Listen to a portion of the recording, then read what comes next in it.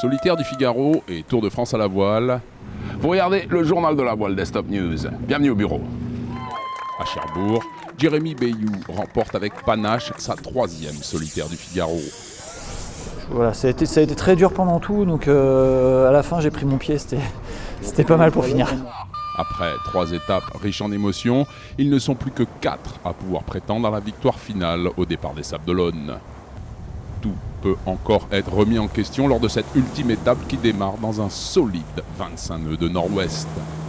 La première nuit, une dorsale ralentit le rythme et profite à ceux qui ont privilégié la route directe.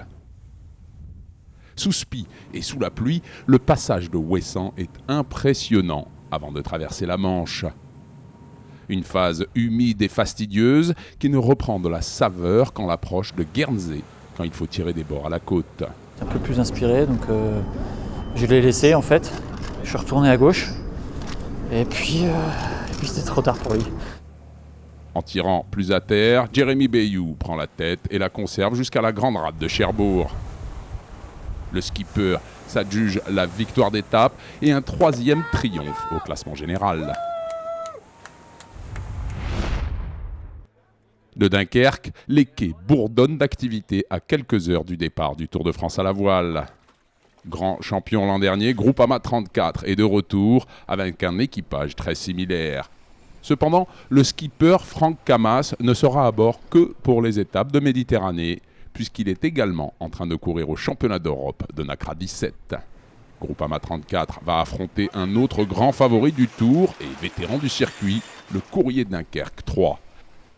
L'équipe skippée par Daniel Souben est solide et très motivée pour améliorer leur 2e place de l'an dernier. Omansel est aussi une équipe sur laquelle il faudra garder un œil attentif. L'équipage omanais dirigé par Sidney Gavinier est très bien préparé et son objectif est clairement de monter sur le podium. Au classement des amateurs, le jeune équipage de Toulon, Provence, Méditerranée va aller chercher la première place aux dépens du vainqueur 2013, Normandie Acerel. D'Italie à la Suède, en passant par la Turquie, vous regardez le journal de la voile des Stop News. Bienvenue au bureau. En Italie, 10 années de passion pour plus de 50 yachts de tradition qui se donnent rendez-vous à la semaine de Argentario Trophée Panerai à Porto Santo Stefano. Le Trophée Panerai est le seul circuit de yacht classique au monde exclusivement dédié aux glorieuses classes d'antan. Mariquita, construit en 1911, domine dans la catégorie des big boats en gagnant les 3 manches. Le Côtre Auric de 1916 Chinook remporte la catégorie Vintage, alors que le Côtre Marconi Buffeo Blanco de 63 gagne dans la division classique. De Suède, des milliers de passionnés de voile se retrouvent à Marstrand pour encourager le champion en titre Björn Hansen alors qu'il est en passe de réussir l'exploit de remporter la Stena Match Cup pour la 3e fois consécutive. Après avoir failli se faire sortir à l'issue du tour éliminatoire qu'il termine à une modeste 7e place, Hansen se défait très difficilement du skipper australien Keith Swinton en quart de finale. Scénario identique en demi-finale contre le skipper des îles Vierges Taylor Canfield, Hansen gagne 2 manches coup sur coup qui le propulsent en finale, où il battra le quadruple champion du monde Ian Williams.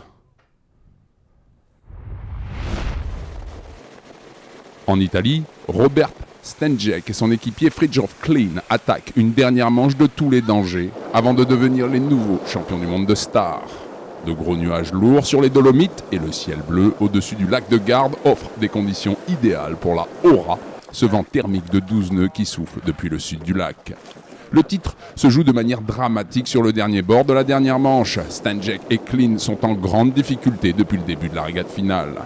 Dans un effort désespéré, l'équipage allemand parvient à arracher la 12e place sur la ligne d'arrivée. Juste assez pour assurer le titre de champion du monde de Star, seulement 2 points devant les Italiens Negri, Lambertenghi. En Turquie, le championnat d'Europe de planche à voile olympique se déroule à 16 mai et prend fin avec une dernière manche palpitante. Après 4 jours de régate acharnée, le titre se joue lors d'une dernière manche qui compte double et disputée dans un vent de furie. Une collision juste avant le départ et le favori polonais Miska est projeté à la mer. Le planchiste doit donner tout ce qu'il peut pour tenter de revenir au score. Il vole sur l'eau et parvient à terminer à la 6e place, une performance suffisante pour lui assurer la médaille d'or. Immédiatement après les hommes, 10 femmes prennent place sur la ligne de départ. Le vent augmente encore et ces drôles de dames ont bien du mal à garder le contrôle de leur planche à voile. Un mauvais départ pour la Française Charline Picon, mais la championne en titre se met vite au diapason et remporte de manière magistrale la manche décisive, qui lui assure un second sacre.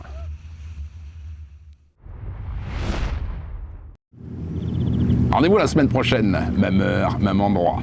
D'ici là, au revoir et bon vent.